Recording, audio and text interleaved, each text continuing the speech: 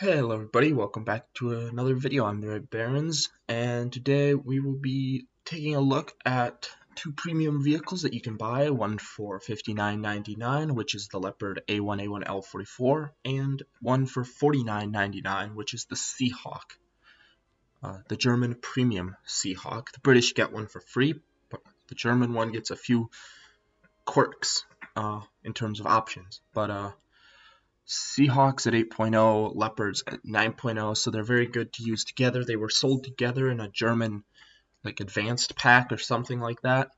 That was a couple months ago. Here's the internal layout. It's basically the same as a normal Leopard, but they had to do a few things just to fit this larger 120 gun in. The normal Leopard a1a1 has the 105, which is still very good. And they also kind of redesigned the casemate in front of the turret to accommodate this larger gun as well. This fires, I believe, the DM13 round, which I believe is pretty much like the stock Leopard 2A4 and 2A5 round.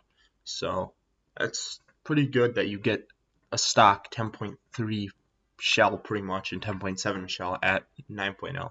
As you can see, the armor is pretty much non-existent like most early Leopards. There's no composite armor to speak of.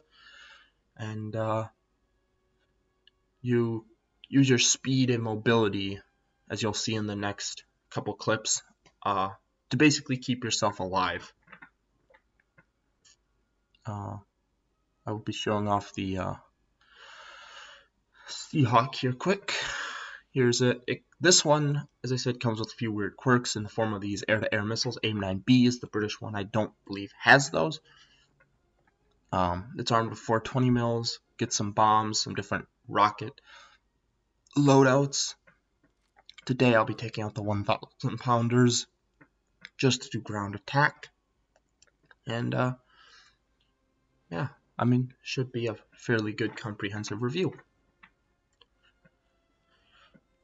Here's the gameplay. So when you first get your shiny new Leopard for your hard-earned $60 US, you will probably want to run in like you're driving an M1 Abrams. That is the last thing you want to do.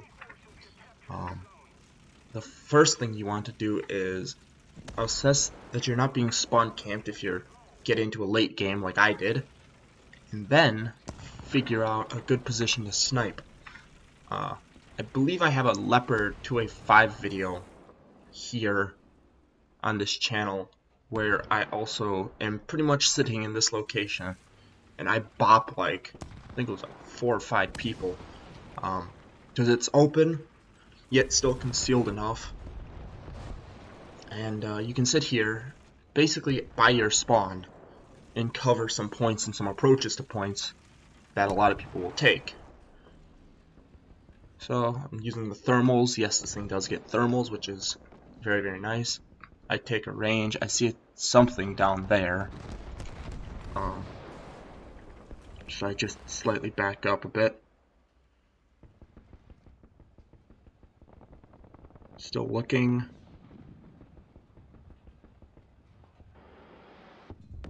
There's still something down there, I believe. Can't really tell though. Get your gun sight dialed in, and I'm going to. There's something. What is it? What? 825. Bounce a shot off the rock. Quickly pull up. You do not want to get seen in this vehicle. If you are seen, you are dead, basically. Here we go. There we go. Got a cannon barrel. I don't know if he's gonna just sit there. Get a critical hit. As a looks like a T-64 or nope. I end up getting taken out by a T-72, which is going to happen a lot. Thankfully, though, I don't believe a lot of Russian stuff at this BR we will be fighting have thermals. So, being that you end up playing a lot with the Americans or French and things, your thermals are very, very helpful. gonna mosey on back over there and see if I can't deal with anyone that shot me earlier. Just kind of scoot around behind these tents. Get the thermals up and running.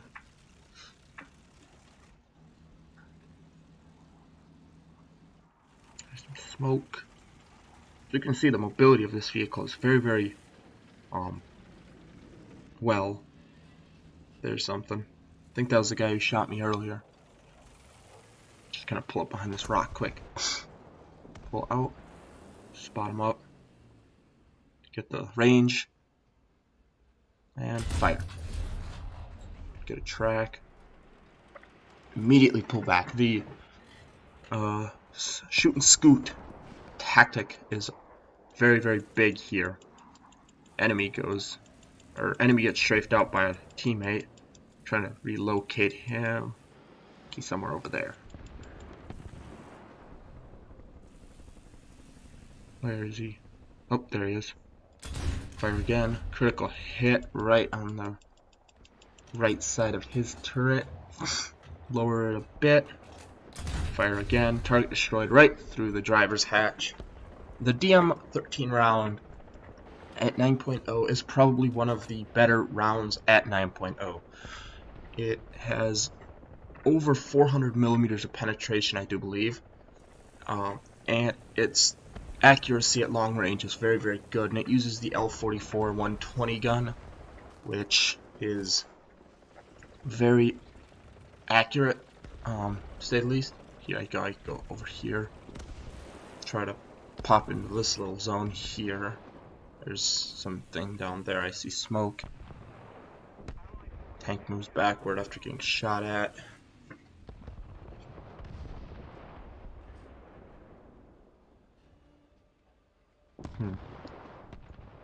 But yeah, as I said, this thing is a little expensive. Well, not a little. It's a lot expensive. Oh, I pull up and I get hit in the engine.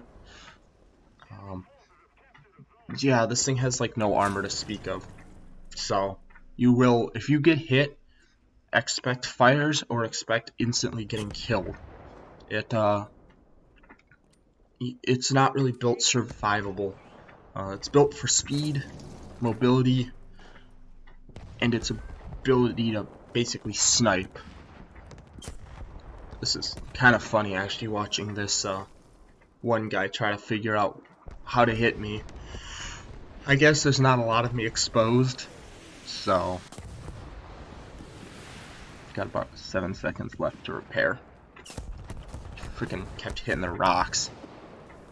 I drop artillery basically in front of me to kick up stuff to try to,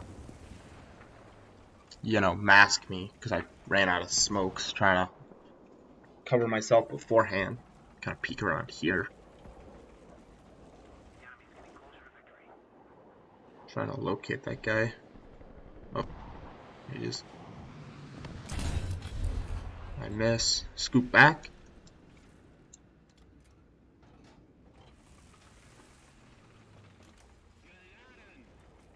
Nice.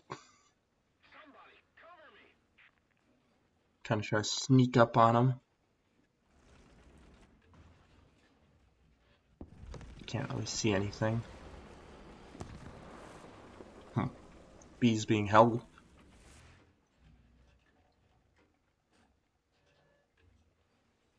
Pop out here, I guess. Not too far though. Should be right down there. Got another critical hit. I think that is the same T64, T72, or whatever. That's been sitting there basically the entirety of this game.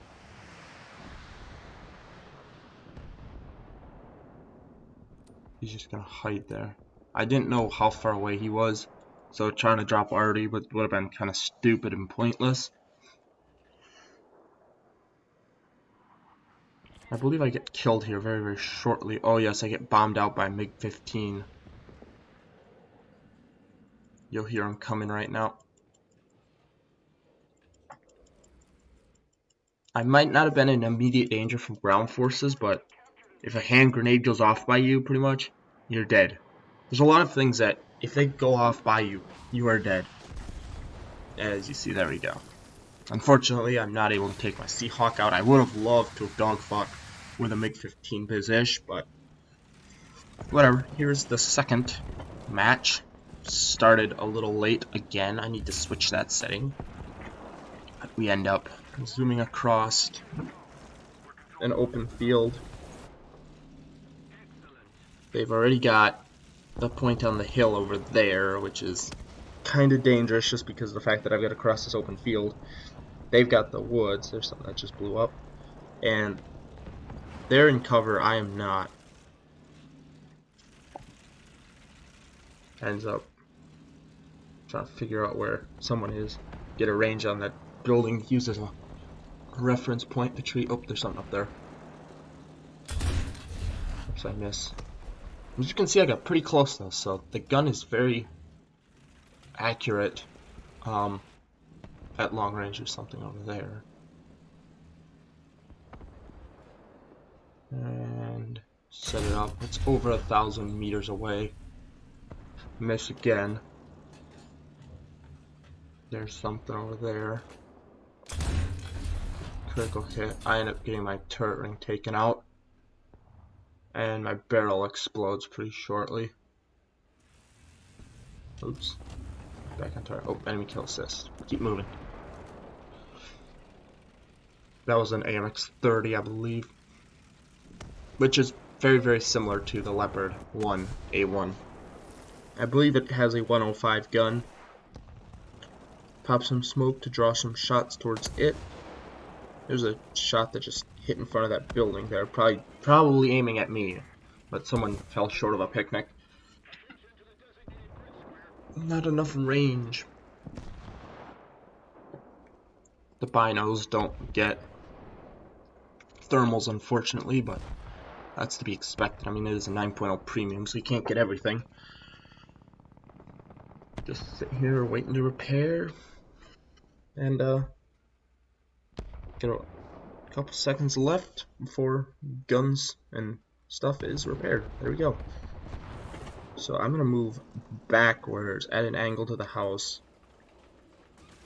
Try to stay behind them. Scoot out here. Oh, there's something.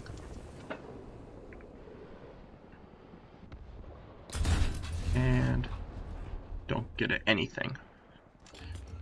Oh, there he is again. Fire. Nothing.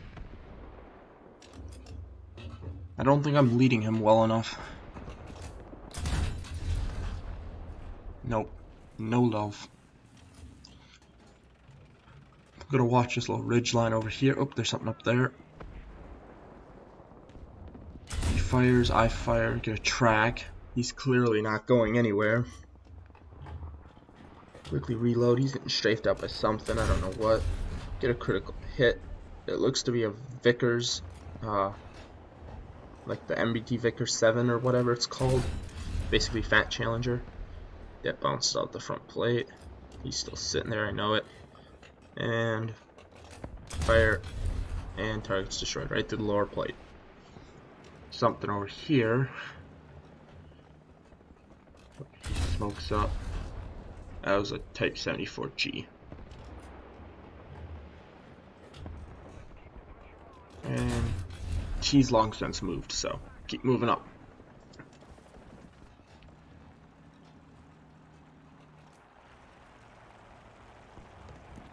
So I'm gonna use the castle and these bushes as cover.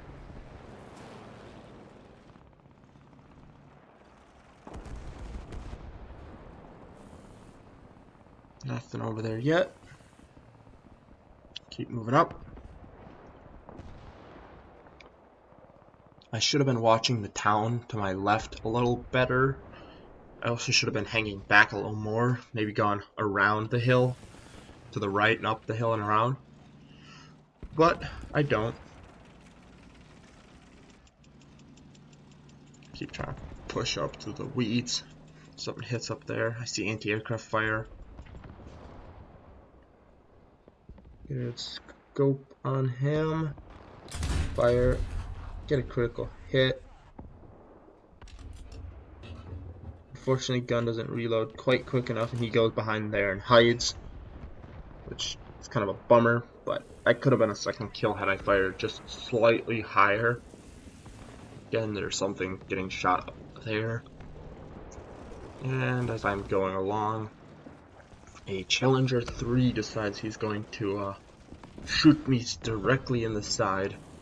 And I mean, anything getting shot in the side with a Sable is probably going to die if you hit it correctly, unlike what I've been doing. And kaboom. Yes, here is the Seahawk now. Same game. Figured we'd go give some air support to some people. In terms of how this thing handles, I mean, it's a relatively simple plane to fly. Has a pretty good turn rate for a plane of its size and style. Looks very nice too. I like the camouflage and the 20 mils and the bombs and missiles that it gets. The British one does not get those. I end up firing at that guy. Probably should have dropped some bombs there. I'm looking for that Challenger 3, but I think he's farther over to my right. Just buzz their spawn. Start getting shot at by anti-aircraft here. And this is not what you want to do in this plane. You don't want to go nose to nose with anti-air. Usually, I mean, really in any aircraft, you don't want to nose to nose them, but this was just kind of stupid. This was me getting desperate, so try, and I ended up getting shot out by one of those, unfortunately. So I tried to keep it in the air, but it was gonna make me J out anyway, so which kind of sucks, but whatever. Into the trees I go, and that was it for that game.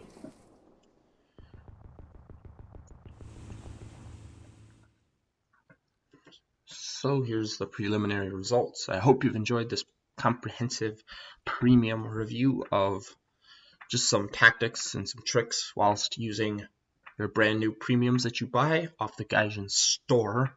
I can link them down below if you want to go buy them. I mean, I don't know. I mean, they're kind of expensive, but I don't think they were on the top 10 best premiums that I did, so use that as a reference guide. I'll link that down below too. And if you've enjoyed, please leave a like, subscribe, and I'll see you in the next video. I'm out.